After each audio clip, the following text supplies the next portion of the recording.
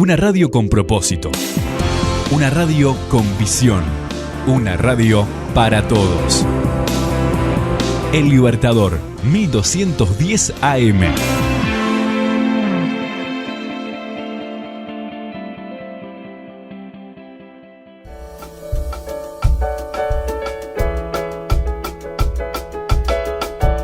Cada libro es una puerta a un universo real o imaginario. Cada autor un creador, un artífice, un mago. Libros, autores, lugares e historias los descubrirás en Para viajar lejos. Con la profesora y escritora María García Marichal.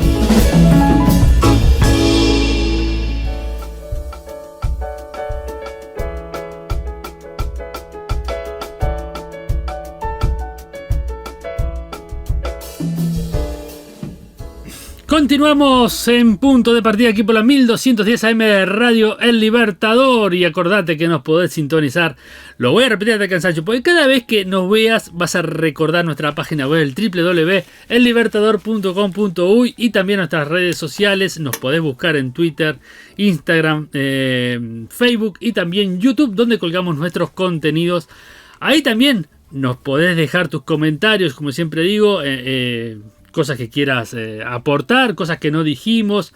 Los errores también los pueden aportar ahí abajo. Nos pueden dejar los fe de rata, como decimos nosotros, para poder entonces también corregirlo. Y bueno, que también ustedes hagan sus tertulias ahí en los comentarios. También mensajes a través del 091 99 12 10. Está fuera del país, más 598 091 99 12 10. Entonces puedes comunicarte vía WhatsApp y también vía Telegram.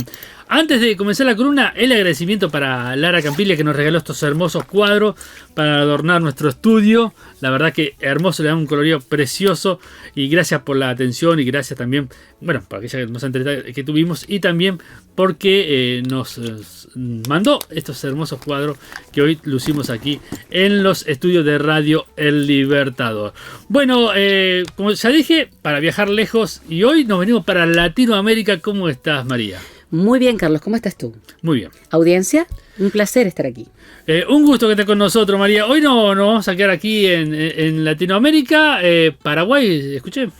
Paraguay y Perú. Perú. Vamos a empezar por la República del Perú. Después vamos a ir a Paraguay, porque Paraguay tiene grandes escritores, incluso uno de los grandes escritores de la movida de los 50 y 60 en Latinoamérica. No habíamos tenido nada de Paraguay. Nada, estábamos en deuda. Y es muy importante porque tiene unos creadores impresionantes. Pero vamos a empezar por la República de Perú y vamos a hablar de uno de los más grandes poetas latinoamericanos, de César Vallejo. Muy bien. Un hombre muy especial, un grandísimo, gigantesco poeta y un ser humano de una calidad íntegra, impresionante. César Vallejo, el máximo exponente de las letras de la República del Perú. Se llamaba César Abraham Vallejo Mendoza. Nació en Santiago de Chuco, en el campo, en la provincia. Era un provinciano. Y además, por sus venas corría sangre indígena, es decir, era mestizo. Cosa que lo hacía además muy sensible con su pueblo, ¿no? Con el pueblo aborigen, los distintos aborígenes de Perú.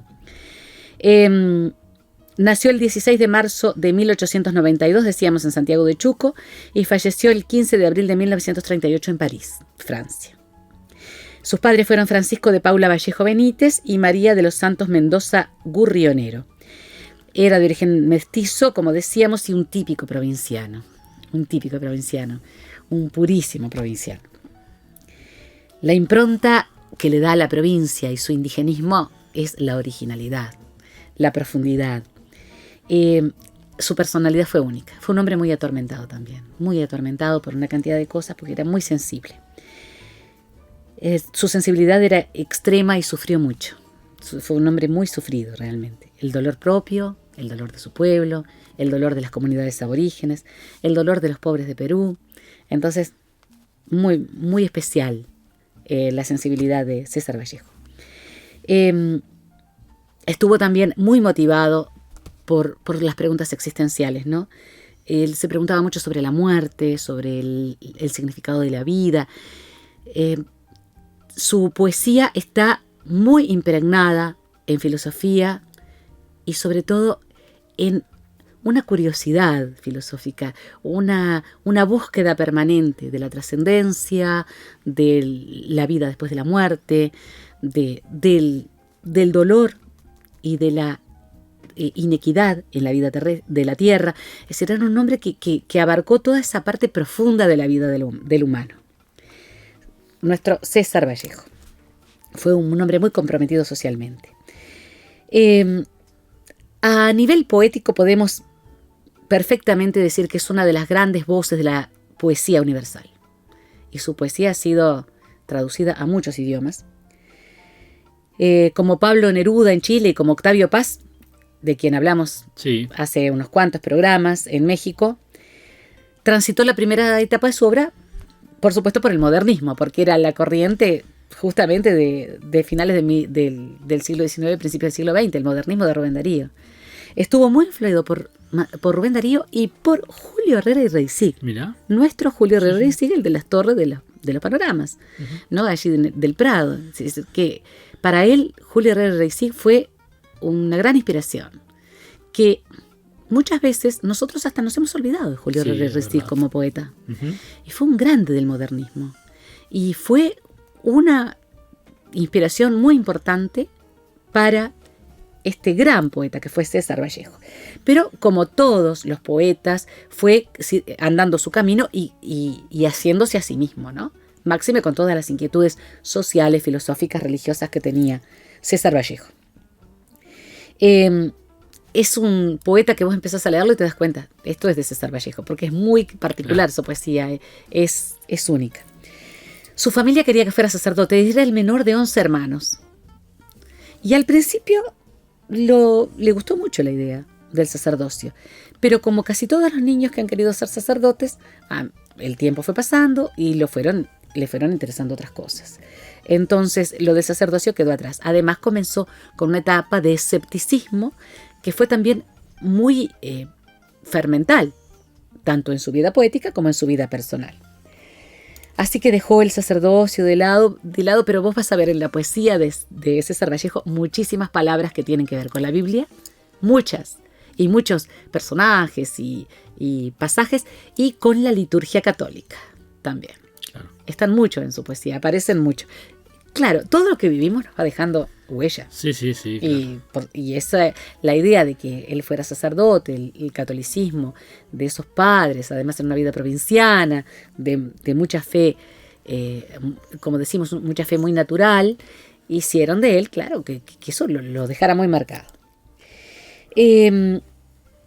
César Vallejo cursó el nivel secundario en el Colegio de San Nicolás, o en Huamachuco, y egresó en 1915 como bachiller en letras. Y se inscribió en la Universidad de Trujillo para hacer filosofía y letras, y también se inscribió en la Universidad de Lima para hacer derecho. O sea, él quería hacer las dos carreras. Dejó las dos. ¿Sabes para qué? Para ser maestro. Mira. Dejó de dos carreras que seguramente iban a ser... Bueno, fue un gran escritor. Más allá de que no hubiera hecho la licenciatura en letras, no hizo derecho, pero quería educar. Eso para mí lo hace ser sumamente querible ya no solo como poeta, sino como persona, porque el dejar carreras promisorias en las que además era un estudiante muy talentoso y muy brillante para educar niños, es porque allí hay un compromiso muy grande con la sociedad y con los niños. Fue maestro en Trujillo. Y le gustó mucho ser maestro a César Vallejo. En 1918 publicó Los Heraldos Negros, del que voy a leer un poema después, el poema que le da nombre al libro, con un fuerte lineamiento modernista. Allí hay un modernismo típico de Rubén Darío, de Herrera y Reisig. Ya, sin embargo, aparece aquí el hombre solidario con el sufrimiento humano y con la sociedad y la inequidad de la sociedad de su país, y de Latinoamérica principalmente, y del mundo.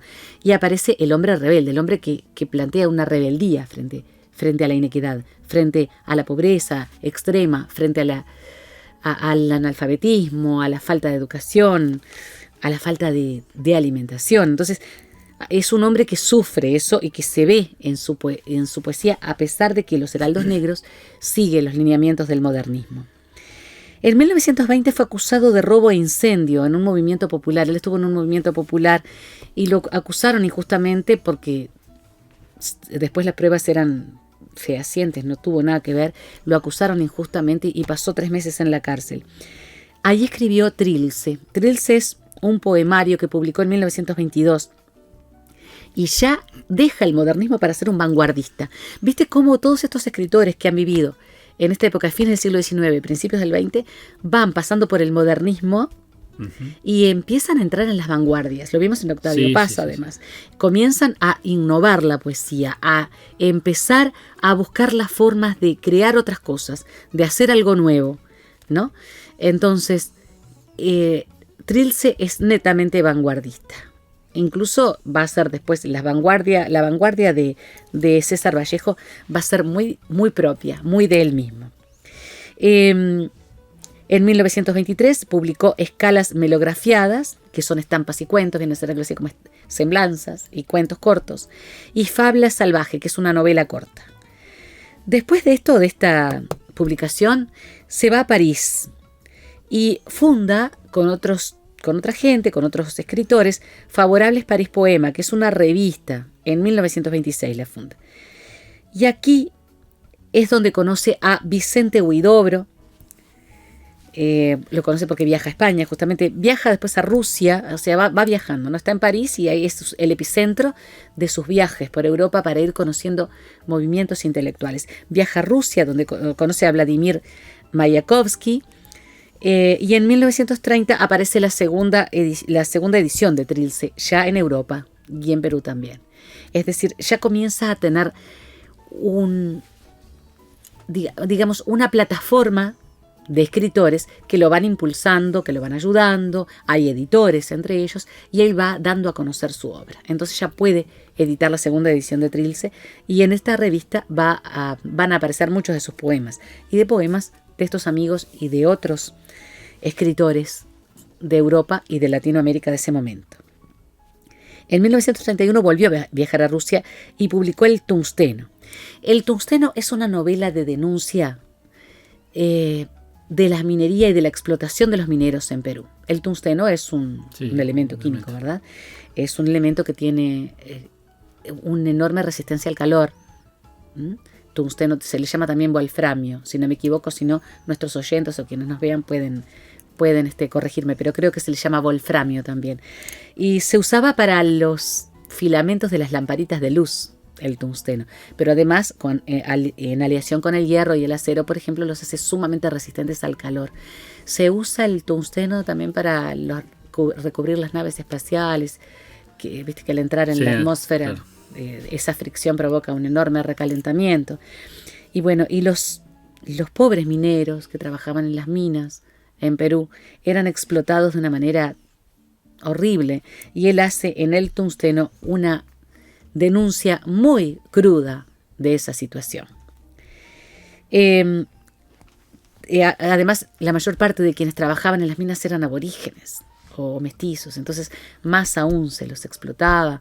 Era gente con muy poca formación o ninguna educativa, entonces eran más vulnerables a la explotación.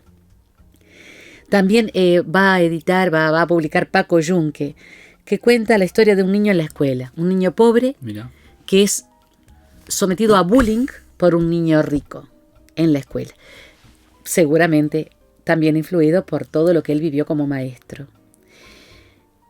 Fue muy importante esta obra, Paco Yunque, porque la palabra bullying es una palabra nueva, ¿verdad? Sí. Viene de toreo, ¿no es cierto? Es torear, pero en realidad es hacer daño a alguien que es inferior, principalmente sea entre los niños y los jovencitos.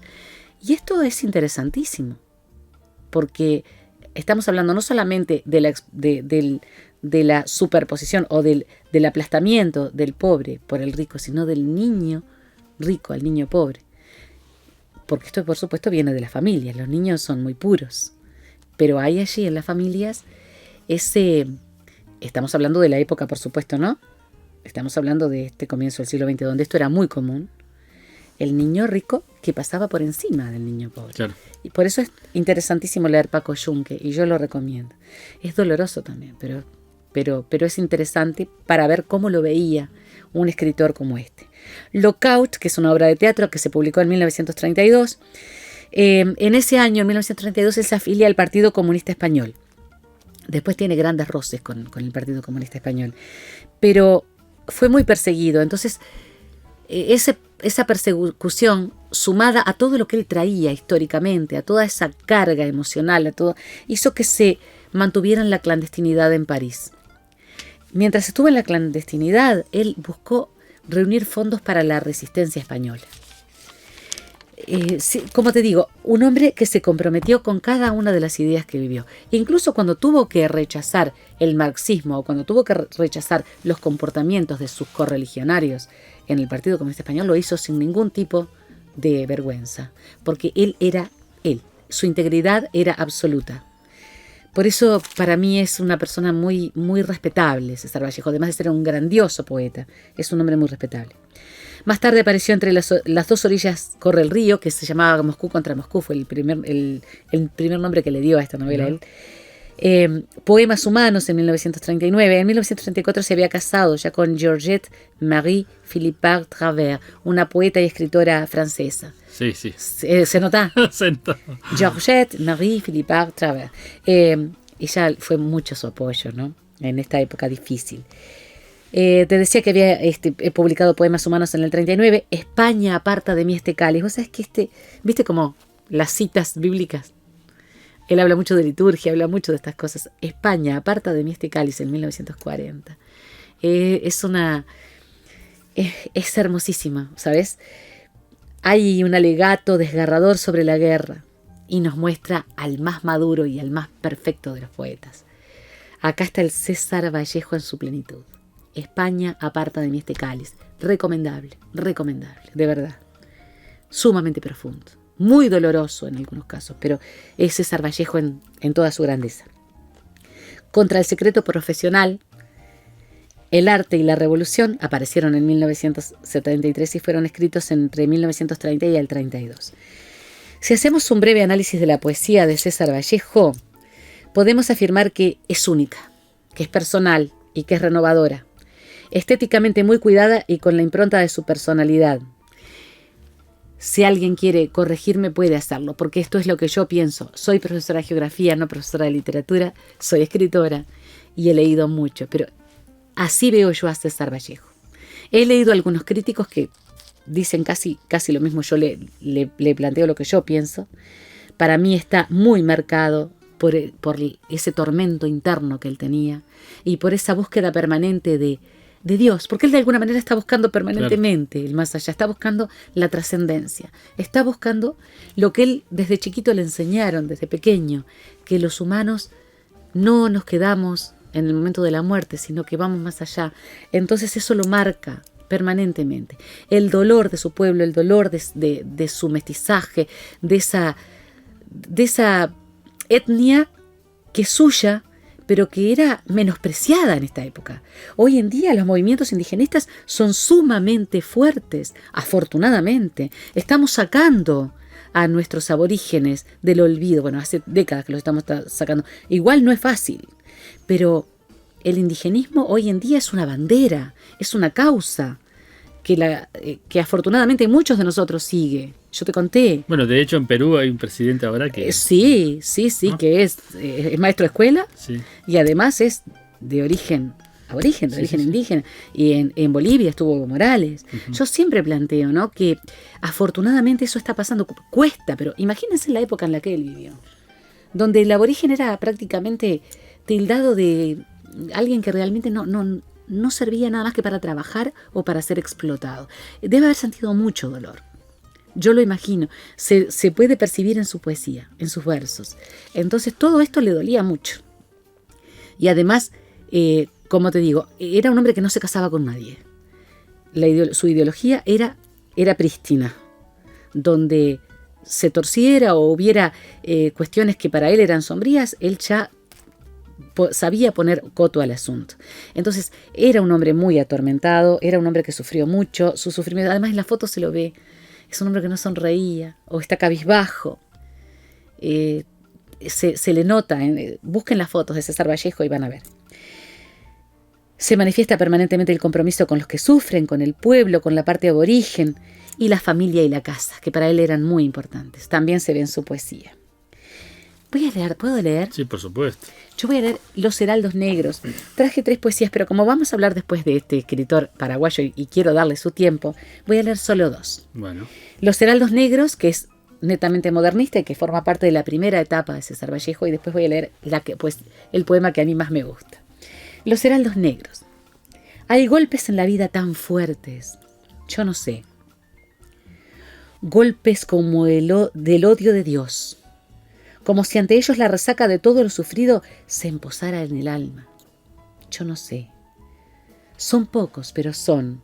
Abren zanjas oscuras en el rostro más fiero y en el lomo más fuerte. Serán tal vez los potros de bárbaros Atilas, o los heraldos negros que nos manda la muerte. Son las caídas hondas de los cristos del alma, de alguna fe adorable que el destino blasfema. Esos golpes sangrientos son las crepitaciones de algún pan que en la puerta del horno se nos quema.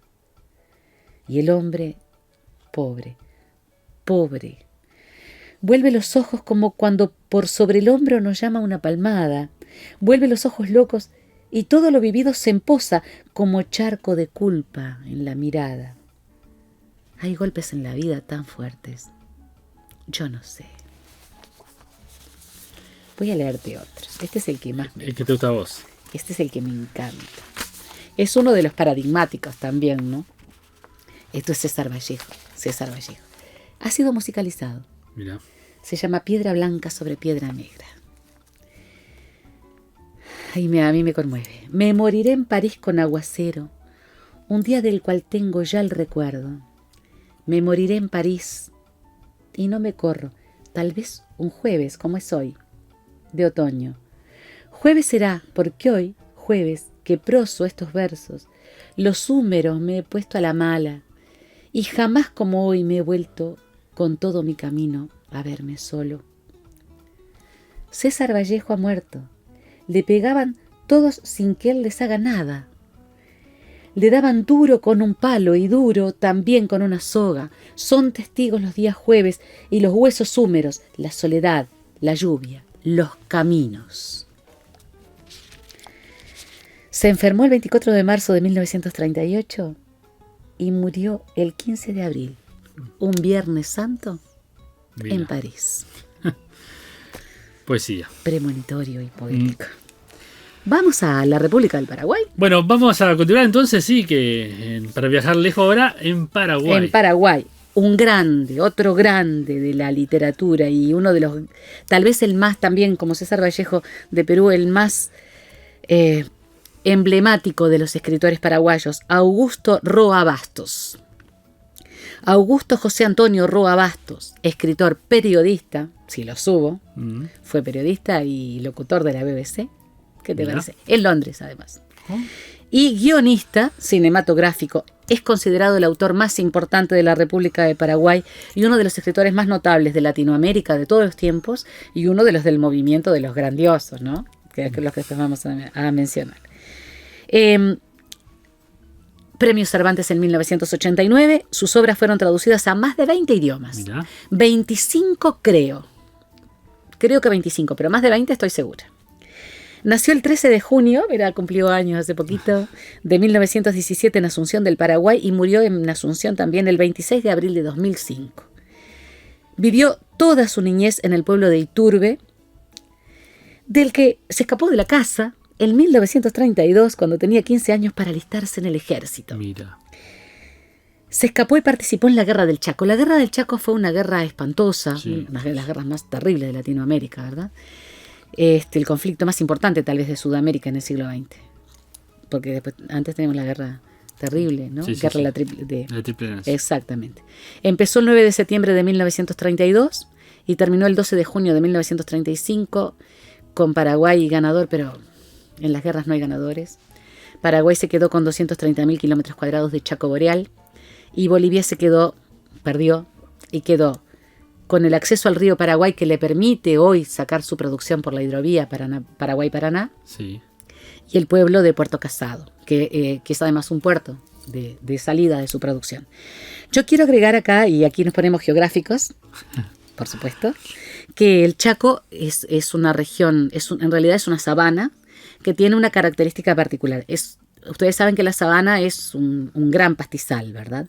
Pero el Chaco tiene dos áreas bien definidas, pastizales altísimos y un bosque, el bosque chaqueño. El bosque en el cual el árbol predominante es el quebracho, del que se extraía tanino, que es una tintura, pero además el quebracho de los postes, de los antiguos postes de teléfono, ¿verdad? De los durmientes del ferrocarril.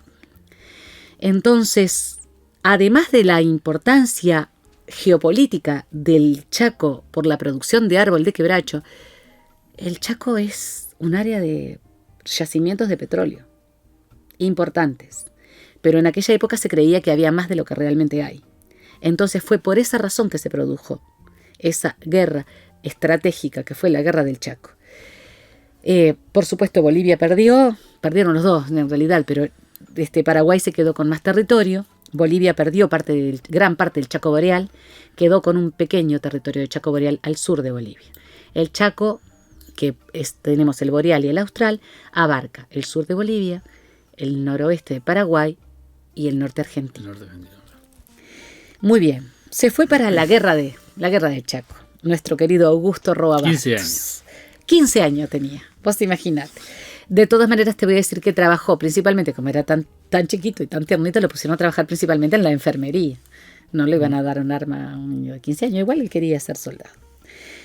Tanto su niñez de pueblo como las experiencias de la guerra influyeron profundamente en su obra, en toda la obra de Roa Bastos. A partir de 1936, ya más grandecito, trabajó en Asunción para el diario El País, del que después fue director, y con algunos escritores como Josefina Pla y Herib Campos Cervera, inició la renovación de la poética paraguaya de los años 40. Es decir, quería innovar la poesía de su querido Paraguay y lo lograron, y vaya si lo lograron. En 1944 viajó a Gran Bretaña y allí trabajó para la BBC, fue locutor de la BBC, creo que fue el primer locutor paraguayo que tuvo la BBC. En 1942 se casó 3 veces en su vida. Se casó con Lidia Mascheroni, que era actriz. Después regresó a Paraguay en 1947, cuando se produjo la Revolución del Paraguay. La Revolución de 1947 se llamó la Revolución de los Pinandí, o los pies descalzos en guaraní. Un grupo revolucionario de base principalmente socialista y marxista se rebeló contra el gobierno. Por supuesto que fueron aplastados los pies descalzos, los Pinandí. Y bueno, lograron poco, ¿verdad? Paraguay sigue siendo una zona muy aislada y él escribió mucho sobre eso. Se vio obligado, debido a que él estaba a favor de los Pinandí, se vio obligado a exiliarse y vivió casi 30 años en la ciudad de Buenos Aires. Allí, ¿sabes en qué trabajó? Trabajó en cine, a vos te encanta, y seguramente algunas de las películas guionadas por Roa Bastos las debes haber visto. Él decía que era un trabajo de supervivencia, pero ¿sabés lo que le pulió el ser guionista de cine? La capacidad de descripción. Claro. Traten de leer algunos de los libros de Augusto Roa Bastos para ver la capacidad impresionante descriptiva que tiene este autor. Es realmente excelente. Claro, cuando vos guionas para cine tenés que ser sumamente detallista. Claro, sí. Y allí guionó una cantidad de películas, creo que alrededor de 12, si no me equivoco. Unas 11 o 12 películas guionó. En 1953 publicó El trueno entre las hojas y en 1960 la novela El hijo del hombre. Acá, con esta novela, Roa Bastos, que tiene una calidad impresionante la novela, se las recomiendo, es preciosísima. Tiene 2 aspectos que lo hacen grandioso. El rigor con el que él describe la historia paraguaya, una década prácticamente, no más, una centuria de la historia paraguaya, El hijo del hombre, pero además tiene una grandeza Roa Bastos, que después lo vamos a ver en su obra magna también, el mestizaje idiomático. Vos sabés que Paraguay... Sí. Guaraní y español, ¿no? Es el único país de América Latina que tiene 2 idiomas oficiales, que son el guaraní y el español, que se enseñan en la escuela, en el liceo, que se hablan, que se escriben, que además se enseñan en universidades. Es decir, acá tenemos justamente la jerarquización del idioma, claro. aborigen al máximo. Entonces, hay un mestizaje idiomático interesantísimo. Además, una idea que tenemos que tener, que yo todavía no lo tengo, sería tener un diccionario guaraní-español. Quien habla mucho guaraní es el correntino. Y Bueno, yo tengo apellido guaraní. ¿Ah, sí? Sí. Carapé. Es mi apellido. Mirá vos. Tengo. Sí, o sea que hay ascendencia allí, Sí, como sí, yo que se tengo. nota. Se nota, clarísimo. Se nota tu guaranismo. Me pasa a mí que tengo ascendencia de guaraníes en mi tatarabuela, en mi tatarabuelo, o chosno, no tatarabuelo, sí, tatarabuelo, y sin embargo se nota poco. Se nota más que nada en mi hija que tiene los dientes en forma de pala, típico de los guaraníes. Bueno, y yo tengo la mancha étnica. Increíblemente, dice que a las mujeres se nos va cuando pasa el tiempo y a mí no se me fue. La mancha que se llama mancha mongólica, en realidad, ¿no? Que está en la base de la columna vertebral. Mira. Y que es uno de los indicios de la ascendencia. Bueno, este señor hace un mestizaje idiomático. O sea, Roa Bastos es un grande. Porque estábamos hablando de que está mestizando el idioma guaraní con el castellano. Quiero aclarar que en Misiones, en Corrientes, en el Chaco, en esas provincias se habla mucho guaraní. Incluso entre casa Sí. se habla mucho guaraní. El entre casa es guaraní, pero en Paraguay es idioma oficial. Bueno, en 1965 se casa con Amelia Nassi con doble S por las dudas. Va a estar casado hasta el 78 con ella, tuvo 3 matrimonios y varios hijos. En 1966 publicó El Baldío. En 1967 Madera Quemada, que es muy lindo, a mí me gustó mucho. Y en 1969 Moriencia, que no leí. En 1974 publicó su obra magna, Yo el Supremo, que la bajé para leer, por supuesto. Ya la había leído, pero quiero leerla otra vez. En la que el protagonista aquí es el dictador Gaspar Rodríguez de Francia. Gaspar Rodríguez de Francia es lo que podríamos llamar un déspota ilustrado. Podríamos decir que es así. Que dejó a Paraguay, digamos, lo aisló del resto de América Latina y lo trató con mano de hierro, un dictador con mano de hierro. Entonces, lo que hacen en Yo, el Supremo, es justamente hablar de Gaspar Rodríguez de Francia, este dictador que marcó mucho a Paraguay. Hay críticos que dicen, fíjate, una obra magnífica, porque en lugar de un narrador hay un compilador, es decir, proporciona al lector material y datos para que él sea quien elabore la novela. Yo me acuerdo de haberla leído, pero quiero leerla de nuevo no porque la haya olvidado toda, pero quiero volver a hacer el ejercicio. Claro. Es muy, muy difícil hacer algo así. Acá ves al periodista también, ¿no? Y al compilador, al que recopila también la historia y al que la ha vivido, porque tiene que ver también con eso. Entonces, algunos de los críticos de estos que hablan en esto de él dicen que esto es algo así como oralidad escrita, que en lugar de hacer una historia oral, él hace de esa oralidad algo escrito. Entonces, se puede dar ese lujo de mestizar el idioma, que es fantástico. Sí. Para eso tenés que tener además un diccionario guaraní, castellano, guaraní, español, porque hay palabras que por contexto entendés, pero hay otras que son muy propias de la lengua guaraní.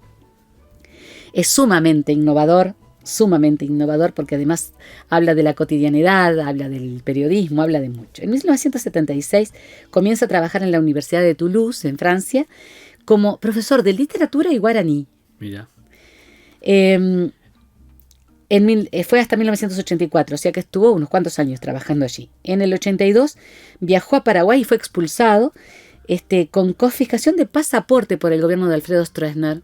Claro, se había opuesto a todo lo que fuera dictadura, a todo lo que fuera régimen despótico. Entonces se le retira el pasaporte, cosa de que no pueda volver. ¿Cuál fue la razón? ¿Cuál fue el argumento? Que era comunista. ¿Qué cosa se arguyó? O sea, ¿cuál fue el argumento de ese argumento? Sí. Que había visitado Cuba. Eso fue el argumento que se usó. Bueno, en 1979 se casa con Iri Jiménez, ya se había divorciado de Amelia Nassi, Y desde 1985 se opuso abiertamente al gobierno de Stroessner. Ahí sí empezó a trabajar en contra, digamos, en sus artículos, como periodista, en contra del gobierno de Alfredo Stroessner. Y fue embajador no oficial del Acuerdo Nacional de Europa. En 1986 escribió una carta abierta al pueblo paraguayo en la que se exigía, fíjate vos, exigía que el pueblo trabajara por una transición pacífica a la democracia, que no es poco. Sí, sí. Estamos hablando de algo importantísimo. Acá no estamos hablando de alguien que plantea un panfleto para levántense en armas para ir claro, con... no una revolución armada. Exactamente, sino que habla de la necesidad imperiosa de una transición pacífica a la democracia. Es grande el pensamiento de Augusto Roa Bastos. Después de que cae el dictador Stroessner, él puede volver a Paraguay. En 1989 recibió el premio Cervantes. En 1992 publicó Vigilia del Almirante. El Fiscal en 1993, dicen que está muy buena, yo voy a tratar de buscarla. Contravida en el 94 y Madama Sui en el 1995. También es creador de piezas de teatro y varias antologías de relatos cortos. ¿Cómo lo podemos catalogar? Como un grande, tan grande entre los latinoamericanos de los 60 y 70 como Jorge Luis Borges, Ernesto Sábato, Gabriel García Márquez, Mario Vargas Llosa, Mario Benedetti, Juan Carlos Onetti, Julio Cortázar, Ernesto Sábato creo que ya lo había mencionado, o sea, está entre los grandes de esas décadas. Un grande, Augusto Roa Bastos. ¿Puedo leer un pedacito? Por supuesto. De Yo el Supremo.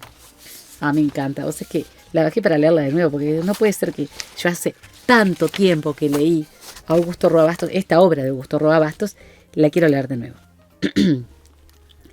Yo, el supremo dictador de la República, ordeno que, al acaecer mi muerte, mi cadáver sea decapitado. La cabeza puesta en una pica por 3 días en la Plaza de la República, donde se convocará al pueblo al son de las campanas echadas al vuelo. Todos mis servidores, civiles y militares, sufrirán pena de horca. Sus cadáveres serán enterrados en potreros de extramuros sin cruz ni marca que memore sus nombres. Al término del dicho plazo, mando que mis restos sean quemados y las cenizas arrojadas al río. Esperen. ¿Dónde encontraron esto? Clavado en la puerta de la catedral, excelencia. Una partida de granaderos lo descubrió esta madrugada y lo retiró llevándolo a la comandancia. Felizmente nadie alcanzó a leerlo. No te he preguntado eso, ni es cosa que importe. Tiene razón, Lucía. La tinta de los pasquines se vuelve agria más pronto que la leche. Tampoco es hoja de Gaceta porteña ni arrancada de libros, señor. ¿Qué libros va a haber aquí fuera de los míos? Hace mucho tiempo que los aristócratas de las 20 familias han convertido los suyos en naipes. Allanar las casas de los antipatriotas. Los calabozos, ahí en los calabozos, bichean los calabozos. Entre esas ratas uñudas, greñudas, puede hallarse el culpable. Apriétales los refalsos a esos falsarios, sobre todo a Peña y a Molas. Tráeme las cartas en las que Molas me rinde pleitesía durante el primer consulado, luego durante la primera dictadura. Quiero releer el discurso que pronunció en la asamblea del 14 reclamando mi elección de dictador. Muy distinta es su letra en la minuta del discurso, en las instrucciones a los diputados, en la denuncia en que años más tarde acusará a un hermano por robarle ganado de su estancia de Altos. ¿Puedo repetir lo que dicen esos papeles, excelencia? No te he pedido que me vengas a recitar los millares de expedientes, autos, providencias de archivo. Te he ordenado simplemente que me traigas el legajo de Mariano Antonio Molas. Tráeme también los panfletos de Manuel Pedro de Peña. Psicofantes rencillosos. Se jactan de haber sido el verbo de la independencia. Ratas. Nunca la entendieron. Se creen dueños de sus palabras en los calabozos. No saben más que chillar. No han enmudecido todavía. Siempre encuentran nuevas formas de secretar su maldito veneno. Sacar panfletos, pasquines, libelos, caricaturas. Soy una figura indispensable para la maledicencia. Por mí pueden fabricar su papel con trapos consagrados, escribirlo, imprimirlo con letras consagradas sobre una prensa consagrada. Impriman sus pasquines en el monte Sinaí, si se les frunce la realísima gana, folicularios letrinarios. Oraciones fúnebres, panfletos condenándome a la hoguera. Ahora se atreven a parodiar mis decretos supremos, remedan mi lenguaje, mi letra, buscando infiltrarse a través de él. Llegar hasta mí desde sus madrigueras. taparme la boca con la voz que lo fulminó, recubrirme en palabra, en figura, viejo truco de los hechiceros de las tribus. Refuerza la vigilancia de los que se alucinan con poder suplantarme después de muerto. ¿Dónde está el legajo de los anónimos? Ahí los tiene, excelencia, bajo su mano. No es del todo improbable que los dos tunantes escribanos Mola y de la Peña hayan podido dictar esta mofa. La burla muestra el estilo de los dos infames faccionarios porteñistas. ¿Qué te parece?